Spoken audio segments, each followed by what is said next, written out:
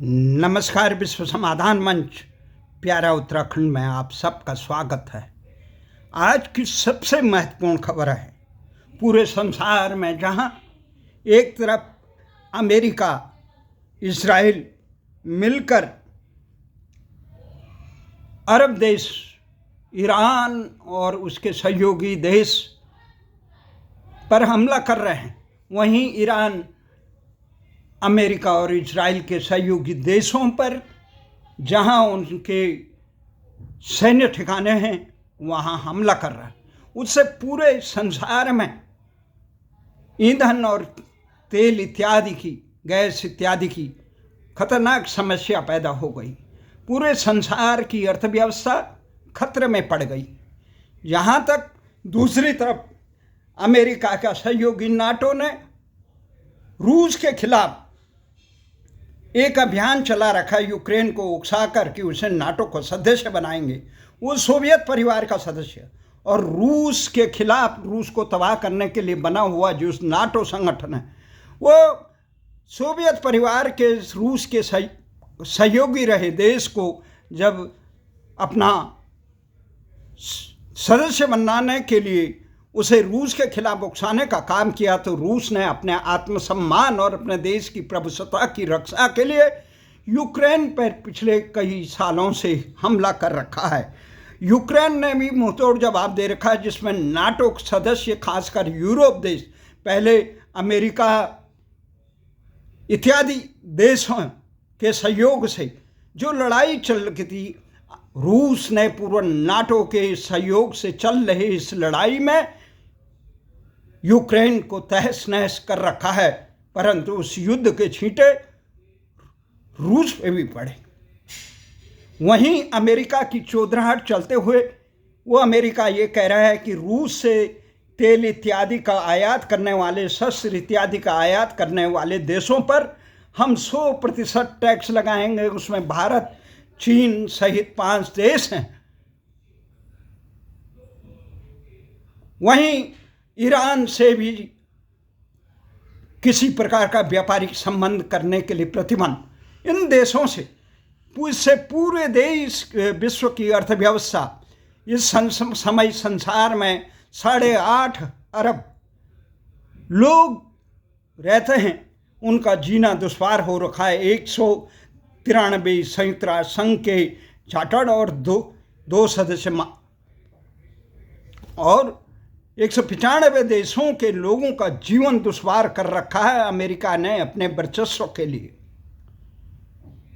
तो इन तमाम देखों को देखकर संसार का 2025 में संसार का हथियारों पर 2.9 ट्रिलियन खर्च हो रहा है, और इससे जहां अमीर देश प्रति छात्र पर $11,413 खर्च करते हैं, वहीं गरीब देश केवल $55 खर्च करते हैं। एक प्रकार विश्व की बजट का कानून व्यवस्था, इससे एक समस्या सॉल्व हो रही कि संसार में चाहे संयुक्त राष्ट्र संघ हो या उसका सुरक्षा परिषद हो, वो बिल्कुल हाशिए पे पड़ा हुआ है, क्योंकि वो शक्तिहीन है।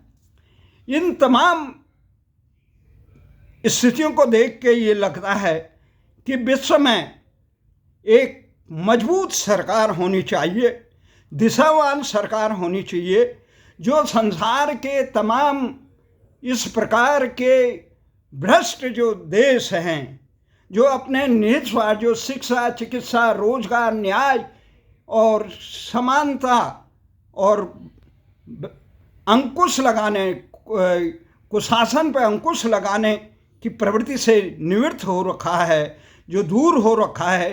पूरे संसार में भ्रष्टाचार की एक आंधी चल रही है, जिससे महत्वपूर्ण सवाल गौण हो जा रहे हैं। केवल युद्ध, इजराइल जिस प्रकार अंतहीन युद्ध कर रहा है, यूक्रेन जिस प्रकार अंतहीन युद्ध कर रहा है, उसको दोनों को शर्मनाक संरक्षण अगर कोई दे रहा है तो अमेरिका दे रहा है। अमेरिका नायक की विश्व में हस्तक्षेप करके संसार का जीना दुश्वार कर रखा है। तो ऐसे में क्या होगा? ऐसे में ऐसा लगता है कि काश संसार में एक मजबूत, दिशावान, कल्याणकारी विश्व सरकार होती, 193-95 देशों की सरकारों का ऐसे भ्रष्ट, निकम्बे और अंध तुष्टिकरण में लिप्त सत्ता लोलुप सरकारों की क्या जरूरत है? जब आम जनता को शिक्षा न दे पाए, चिकित्सा न दे पाए, रोजगार न दे पाए, शासन न्याय न दे पाए, ऐसी सरकारों की क्या जरूरत? संसार आज 21वीं शताब्दी में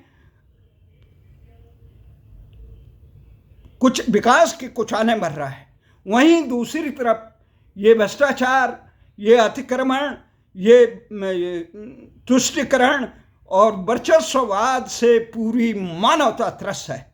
इसलिए आज ये सबसे बड़ा प्रश्न है। हमने अपने ट्विटर हैंडल, जब ट्विटर से सत्ताहरण एलन मस्क के हुआ, उसके बाद जिस प्रकार से हमारा ट्विटर अकाउंट भी रोक दिया गया, उसको उसकी पहुंच सीमित की गई, फेसबुक की पहुंच भी सीमित कर दी गई। अब हमने वन वर्ल्ड गवर्नमेंट के नाम से एक जो देव सिंह रावत का हमारा एक ट्विटर हैंडल है उसको चला रहे हैं, परंतु हमारी पहुंच सरकारों ने, इस संस्थान ने सीमित करे, क्योंकि हम अमेरिका के कुकृत्य का निंदा करते हैं। तमाम दुनिया के जो भी सरकार मानवीय हितों को रोंदने का काम करती है, मानव को पृथ्वी में मानवता को त्रस्त देती है, दिशाहीनता करती है, हम उसका विरोध करते हैं। उसके कारण तमाम राजनीतिक दल जो भ्रष्टाचार में, दिशाहीन, केवल सत्ता लोलुप, अंध तुष्टिकरण में, उनके IT सेल हमारे खिलाफ काम करते हैं और वो हमारी पहुंच को कमज़ोर करने की कोशिश करते हैं। इसके बाद हमने देखा कि किस प्रकार से जो लोग ये कहते हैं कि विश्व सरकार के कारण बहुत से दिखे कानून, क्योंकि ज़रूरत है युद्ध रोकने के लिए, ग्लोबल समस्याओं का, पूरे वैश्विक समस्याओं का समाधान करने के लिए, जलवायु परिवर्तन, महामारी, परमाणु, जिस प्रकार से सरकारों ने कोई आरोप लगा, अमेरिका के राष्ट्रपति ने, तत्कालीन राष्ट्रपति ने चीन पे आरोप लगाया था, उन्होंने विषाणु का, जैविक विषाणु का वो करके पूरे संसार में करोड़ों लोगों को मौत के घाट उतार दिया। तो ये जैविक और सीमा को, पूरे संसार को आक्रांतित कर दिया। लाखों लोग भारत में मरे, अमेरिका में मरे, रूस में मरे, कई देशों में मरे, यूरोप में मरे, खासकर उन देशों में मरे जो चीन के खिलाफ हैं। तो इसके कारण, इस समस्या के निदान के कारण, इस प्रकार की प्रवृत्ति पर रोक लगाने के लिए जरूरत है विश्व सरकार की। और परमाणु हथियारों की जो होड़, अंधी होड़ हो रखी है, असुरक्षा के भय से वर्चस्व के लिए जो हो रहा है, उसे रोकने के लिए विश्व सरकार की जरूरत है। और आर्थिक असमानता, जो अमीर शिक्षा में, विश्व कानून और मानवाधिकार के लिए जिस प्रकार से कानून, आम आदमी को कानून अन्याय होता है तो उसको उसका न्याय नहीं मिलता है, क्योंकि न्याय अदालतों का इतना चक्र है, वो आर्थिक कमजोरी के कारण वो उस चक्र को आम गरीब आदमी तोड़ नहीं सकता है। तो लेकिन दिक्कतें बहुत हैं। कोई देश ये कह रहे हैं प्रभुसत्ता का सवाल, संप्रभुसत्ता, भारत, अमेरिका, चीन, रूस इत्यादि जो मजबूत देश हैं, फ्रांस हैं, जर्मनी है, वो अपनी आज़ादी कैसे छोड़ेंगे? आज़ादी छोड़ने के लिए नहीं कह रहे हैं हम। दूसरी संस्कृति और लोकतंत्र के 195 देशों की अलग भाषा, धर्म, कानून और एक सरकार सबको खुश नहीं रख सकती। जिस क्षेत्र में जो धर्म वर्तमान की स्थिति में है, वो धर्म वहाँ अपना दूसरे के भावनाओं को सम्मान करते हुए और अपनी कुरीतियों को खुद उसको मुक्त करते हुए दूसरे के सह अस्तित्व को स्वीकारते हुए काम करे तो ये कोई महत्वपूर्ण बात नहीं है। संसार के नक्शे में जितने भी हैं ये देशों की सीमाएं बढ़ती भी रहती हैं, कम होती रही। अखंड भारत का नक्शा ही बहुत ज़्यादा है। मंगोल और खिलजी से लेकर उधर से ऑटोमन सरकार का, और ये इसे तो छोड़ दीजिए 17वीं 18वीं शताब्दी में जिस सरकार का, अंग्रेजों के, इंग्लैंड के सरकार का, यूरोप का जो चरित्र रहा, समुद्री लुटेरों का चरित्र रहा, संसार पे कब्जा करने का रहा, अमेरिका से लेकर संसार के अधिकांश देशों में जो यूरोप ने अपना परचम फैलाया वो लूट खसोट और मार काट पे निर्भर रहा। तो उसके कारण उस पर भी ये होगा जियो और जीने दो। और ये तानाशाही का डर हो सकता है, परंतु भ्रष्टाचार अब आजकल इतने जबरदस्त विज्ञान ने उन्नति कर ली है तो ये भ्रष्टाचार को रोकने का प्रयास किया जा सकता है। कुछ लोग कह रहे हैं कि यूएनओ को मजबूत किया विश्व सरकार नहीं, मजबूत यूएनओ, WHO, विश्व व्यापार संस्थान आदि, ये सब वर्तमान में अमेरिका के हाथों के प्यादे हैं। ईरान युद्ध हुआ, अमेरिका ने ज़बरदस्त कब्जा किया, अब लीबिया पे कब्जा किया, अब ईरान पे हमला किया, यहाँ वेनेजुला पे हमला किया। तो संयुक्त राष्ट्र संघ अपने आप में मृतप्राय रहा। खुद डोनाल्ड ट्रंप कहते हैं कि ये कोई समस्या का समाधान नहीं कर पाया। यूक्रेन में जो नाटो का अस्तित्व ही विश्व शांति का नुकसानदायक है। ये तमाम चीज़ें हैं। तो दुनिया में धनाभाव के कारण, कितने धनाभाव से दुनिया में ये जो 8.5 अरब जनसंख्या है उसके 9.9% आबादी अत्यधिक गरीबी की रेखा के नीचे से। जो गरीब किसे मानते हैं? जो $3 से कम पे जीते। $3 मतलब 300 रुपया। भारत में अधिकांश, भारत सरकार 85 करोड़ लोगों को अनाज दे रही है गरीब मानकर। तो भारत की आधा से ज़्यादा जनसंख्या तो गरीबी की पलायन है। और इसमें 3% जो गरीब, अत्यधिक गरीब हैं, 3 सब सहारा अफ्रीका संघर्ष करने वाले देशों में है। बच्चों की शिक्षा और स्वास्थ्य में 41.7 करोड़ बच्चे निम्न और मध्यम आय वर्ग के देशों में से कम 2 जरूरत चीज़ों से वंचित है: शिक्षा, स्वास्थ्य, पोषण, पानी और सफाई। 11.8 करोड़ बच्चे इन 3 चीज़ों से वंचित हैं। 17 करोड़ 1.7 करोड़ बच्चे इस प्रकार अफ्रीका और दक्षिण एशिया में ज़्यादातर गरीबी देखी जाती है। धनाभाव से बच्चे स्कूल नहीं जा पा रहे हैं, उनका इलाज नहीं हो पा रहा है, साफ पानी और शौचालय नहीं मिल रहा है, स्वास्थ्य और रोजगार वर्ल्ड बैंक की तरह गरीबी की वजह से इलाज कोई खर्च नहीं उठा पाते हैं।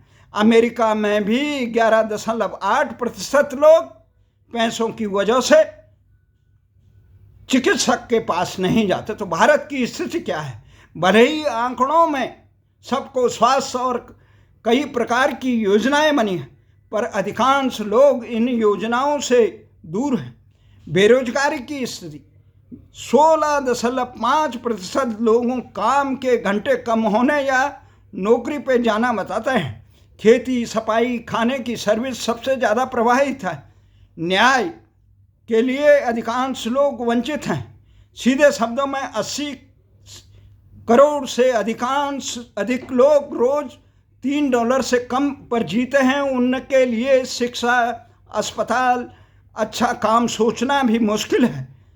एक सर्वे के अनुसार 42 करोड़ बच्चे कम से कम शिक्षा और स्वास्थ्य से वंचित हैं। इस प्रकार से सबसे बड़ी दिक्कत अफ्रीका और दक्षिण एशिया में है। समस्याएं यूनिसेफ और वर्ल्ड बैंक का कहना है कोविड के बाद रिकवरी धीरे हुई, कर्ज, जलवायु संकट, युद्ध और फंडिंग की कटौती की वजह से बच्चे गरीबी में धकेले जा रहे हैं। पैसा न होने के कारण सिर्फ रोटी ही नहीं जाती है, स्कूल, दवा, नौकरी और इंसाफ की पहुंच भी चली जाती है। विश्व की कुल आबादी का जो 8,30,73,91,841 9 अगस्त को है। इनमें से खास बात है कि आगे अनुमान यह है 2039 तक 9 अरब हो जाएंगे। तो सबसे बड़ा सीधा सवाल है कितने देश अपने नागरिकों को शिक्षा, चिकित्सा और रोजगार और न्याय प्रदान करते हैं। संसार में कोई भी देश ऐसा नहीं है जो 100% नागरिकों को शिक्षा, चिकित्सा और रोजगार, न्याय पूरी तरह से मुफ्त और बराबर देता है। लेकिन फिर भी 195 देश ऐसे हैं जो अपने संविधान में, कानून में इन 4 चीज़ों को अधिकार मानते हैं। सिर्फ कितना दे पाते हैं ये 4 चीज़ें? शिक्षा, संयुक्त राष्ट्र संघ के 193 देशों में शिक्षा का अधिकार है। मुफ्त प्राथमिक शिक्षा 160 देशों में, सरकारी स्कूल में फ्री है। समस्या यूनिसेफ कहती है कि कम आय वाले देश में सिर्फ $55 बच्चा प्रति वर्ष खर्च करता है, इसलिए 25 करोड़ से बच्चे अभी भी स्कूल नहीं जा पाते हैं। चिकित्सा का भी यही हालत है। तो ये संसार का एक बहुत बड़ा त्रुटि। अब क्या करें कि ये सारा संसार का ये हथियारों में जो खर्च हो रहा है, जो भ्रष्टाचार में खर्च हो रहा है, गैर प्रचार, यहाँ की सरकारें अपने नेताओं की, अपनी पार्टी के प्रचारों पे संसाधनों को खर्च करते हैं, कई प्रतिशत खर्च करते हैं, वो जन कल्याण के काम नहीं आता है। हमारा ये मानना है संसार में एक विश्व सरकार, जिस प्रकार एक देश एक चुनाव की घोषणा भारत में हो रही है, उसी प्रकार हमारा ये मानना है भारत विश्व में अगर एक सरकार बने तो उसका जो सबसे अच्छा कौन कर सकता है, ये सपना कब होता है? अमेरिका, वर्तमान समय में अमेरिका, रूस, चीन मजबूत हैं, वो विश्व में वीटो पावर रखते हैं, इंग्लैंड और फ्रांस सहित, परंतु वो विश्व कल्याण के लिए काम नहीं कर सकते हैं क्योंकि उनके दिशा ही नहीं। जब भारत जैसे देश जिसके पास पूरा विजन हो, संस्कृति हो, और यहाँ भारतीय संस्कृति को आत्मसात करके विश्व मजबूत देश को मजबूत बना के, क्योंकि विश्व सरकार की कल्पना तब तक साकार नहीं हो सकती है जब भारत मजबूत न हो, और मजबूत भारत ही विश्व में विश्व सरकार की कल्पना कर सकता है। वो किस प्रकार से, जिस प्रकार से भारत में विभिन्न धर्मों को समन्वय बनाकर उनको अपनी धार्मिक आस्था, अपने भाषाई स्वतंत्र, अपने क्षेत्र का वो स्वायत्तता देकर एक सरकार को सबल बनाते हैं, उसी प्रकार विश्व के विभिन्न क्षेत्रों में इस प्रकार का शिक्षा जब तक राष्ट्र निर्माण की, मानवता निर्माण की न हो। और भारत में सबसे बड़ी बात, ये अंधतुष्टिकरण वाले नहीं चलेंगे जब तक भारत में भारतीय संस्कृति को आत्मसात करके केवल भारत संस्कृति का नाम लेके सरकार चलाने वाले नहीं, अपितु ऐसे लोग हो जिनकी कथनी और करनी में अंतर न हो, जो सबके कल्याण के लिए करे। जिस प्रकार का एक मॉडल कर्नल गद्दाफी ने लीबिया में दिया था, यूरोप के कई देश आज भी बच्चों को शिक्षा, चिकित्सा और बेरोजगारों को भत्ता देने का काम करते हैं, कल्याणकारी व्यवस्था होती है। चीन में भी कुछ है, भारत में किया जा सकता है। ये कहा गया है कि ये पृथ्वी सारे जीवों का पेट भर सकती है, परंतु एक आदमी की तृष्णा की पूरा नहीं कर सकती। इसलिए हमारा मानना है विश्व सरकार भारत के नेतृत्व में बने। भारत का नेतृत्व तभी स्वीकार होगा जब भारत में भारतवादी सरकार रहेगी। केवल नाम की भारतीय संस्कृति का झंडारोहण करने वाली सरकारें नहीं, या गाल बचाने वाली सरकारें नहीं, जिनकी कथनी और करनी में अंतर न हो, जो विश्व में मानवता का कल्याण करे, जो इसके संकल्प को जड़ चेतन के कल्याण के लिए सब में परमात्मा को देखते हुए सबके कल्याण में रत रहने वाली सरकार हो, तो वो हो सकता है। जब कर्नल गद्दाफी जैसे व्यक्ति लीबिया में सबको शिक्षा, चिकित्सा, रोज और देश के आर्थिक लाभांश दे सकते हैं, तो भारत तो विश्व की एक विशिष्ट देश है, जहाँ सभी प्रकार के ऋतुएं होती हैं, जहाँ सभी प्रकार के खाद्यान्न होते हैं, जहाँ सभी प्रकार के दृष्टि। परंतु दुर्भाग्य है इस देश का कि अंग्रेजों के जाने के बाद आज भी गुलामी की दास्ता को भारत की शिक्षा, चिकित्सा, न्याय और पूरी व्यवस्था में आज भी लॉर्ड मकाले की व्यवस्था ही संचालित होती। भारत की कल्याणकारी चिकित्सा व्यवस्था जो मानव मात्र के लिए, प्रकृति के कल्याण के लिए काम करती है, आयुर्वेद हो, यूनानी हो, उनकी अच्छाइयों को समाहित करने की साहस नहीं है। भारतीय न्याय व्यवस्था नहीं है। सब पश्चिमी देशों का अंधा अनुसरण करके भारत में लोक कल्याण स्थापित नहीं होता। जीडीपी के अंध मोह में भारत में कल्याणकारी राज्य की स्थापना नहीं हो सकती। लोक कल्याण की प्रार्थना नहीं, विश्व की महाशक्ति बनने से नहीं, कल्याणकारी देश बनने से दे, जिसमें हमारे संकल्प जो जड़ चेतन के कल्याण, अंतरिक्ष, गुण, शांति, क्षमा, शांति, सारे जड़ चेतनों जो केवल अपने धर्म के लिए समर्पित न हो, जो जीव और जीने दो दया का जिसमें समाहित हो, जो भ्रष्टाचार और सत्य आचरण को आत्मसात करके सारे जीवों को अपना आत्मस्वरूप माने, ऐसे सनातन भारतीय संस्कृति की ध्वजा से ही विश्व सरकार की कल्पना साकार हो सकती है।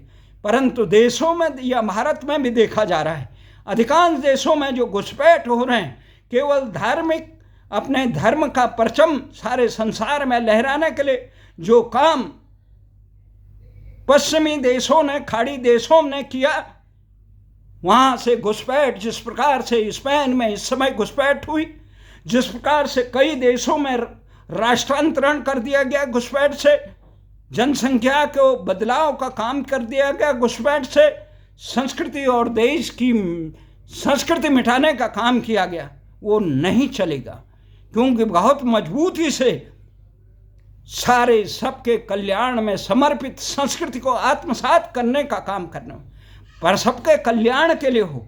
ये अंध तुष्टिकरण के लिए, केवल चुनाव जीतने के लिए जो काम किया जा रहा है, उससे मुक्ति मिले और विश्व सरकार की दिशा में काम करे। ये भारतीय राजनीतिक दल जितने हैं वो केवल चुनाव जीतने तक सीमित है। अगला चुनाव कैसे जीतेंगे, संसाधनों की बंदरबांट और जनता का शोषण किस प्रकार से हो रहा है, केवल धनार्जन करके, सतार्जन करके, लोक कल्याण की भावना को जमी दोज करके भारत का परचम नहीं लहराया जाता। अगर जब भारत का परचम नहीं लहराएगा, विश्व का कल्याण नहीं होगा। भारत की संस्कृति का पूरे संसार में, भारत की संस्कृति क्या है, सारे जीवों का कल्याण, जड़ चेतन का कल्याण। तभी संस्कृति में जलवायु का जो विपरीत हो रहा है उसका समाधान होगा। ये समाधान अमेरिका के पास नहीं है, चीन के पास नहीं है, रूस के पास नहीं है, यूरोप के पास नहीं है, अरब के पास नहीं है। इसका समाधान भारतीय संस्कृति में निहित है। इसलिए भारतीय संस्कृति उत्कृष्ट भारत भव, मजबूत भारत ही दिशावान नेतृत्व। आजकल ये देखा जा रहा है, सबसे गधे से गधे को देश के भाग्य विधाता के संस्थानों में बिठाकर देश की तमाम तंत्र को कमज़ोर करने का, ये प्रवृत्ति नहीं होगी। मेरी कमीज दूसरे की कमीज मेरी कमीज से न हो। जब देश राष्ट्र के हित के लिए सबके प्रतिभाओं का योगदान नहीं लिया जाएगा, राष्ट्र कैसे मजबूत होगा। इसलिए अपने निहित स्वार्थ में लगे हुए तत्व, भ्रष्टाचार में लगे हुए तत्व, किस प्रकार से रोडें बनती हैं, मिट रही है, किस प्रकार से देश में सैकड़ों हजारों स्कूल बंद हो रहे हैं, कल कारखाने बंद हैं, लोगों को रोजगार नहीं मिल रहा है, सबके कल्याण के लिए योजना नहीं बन रही है। तो ये भारत को मजबूत कल्याणकारी भारतीय संस्कृति का अमृतपान करके दिशावान नेतृत्व से ही विश्व कल्याण होगा। विश्व सरकार बनेगी तभी विश्व का कल्याण होगा। अन्यथा इस प्रकार से धर्मांध लोग घुसपैठ करके पूरे संसार में तहस नहस कर रहे हैं, उनको रोकने के लिए भारत को मजबूत बनना होगा और एक मजबूत नेतृत्व उभरना होगा। जय हिंद, जय भारत।